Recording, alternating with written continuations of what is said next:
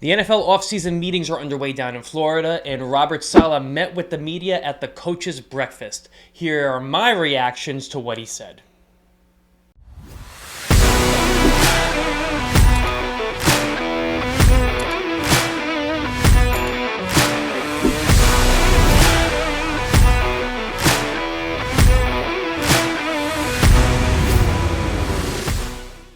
So every year the coaches get together, they get together with the media in a big conference room and they have a sit down. They don't really eat, but they call it a coach's breakfast. But they sit down with the media and it's really our first chance to talk to the coaches about the offseason, about what has been going on, especially with free agency. So there are a few things that Robert Saleh said that I want to go over.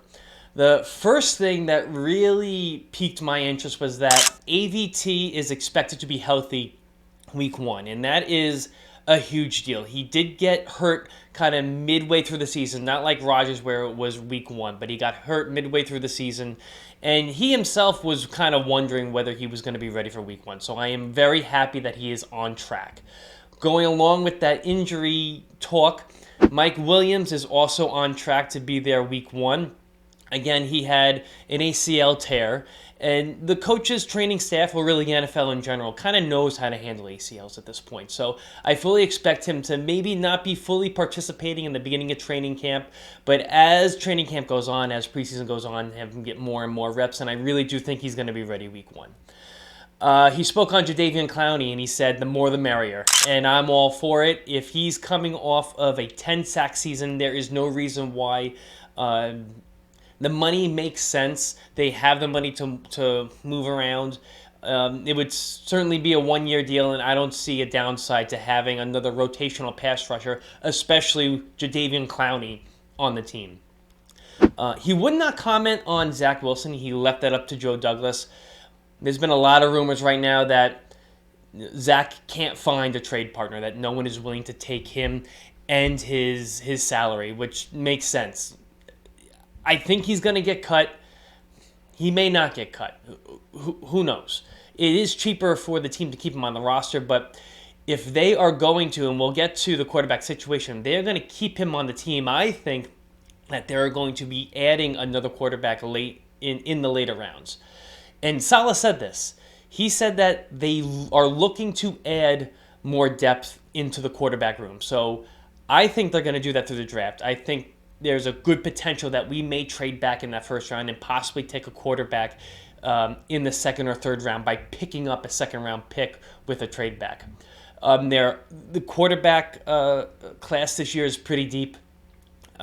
We do know of the top 4 or top 5 that may go in the first round, but there are certainly serviceable quarterbacks that can sit behind Aaron Rodgers, and I really think that that is the route they're going to go. So I don't think there is any scenario where Zach Wilson is on this team. There's the possibility they keep him on the roster preseason and see if somebody goes down, and then they trade him away and get something for him. But at this point, if he's cut, it's not a big deal in my eyes. Just eat the money and move on.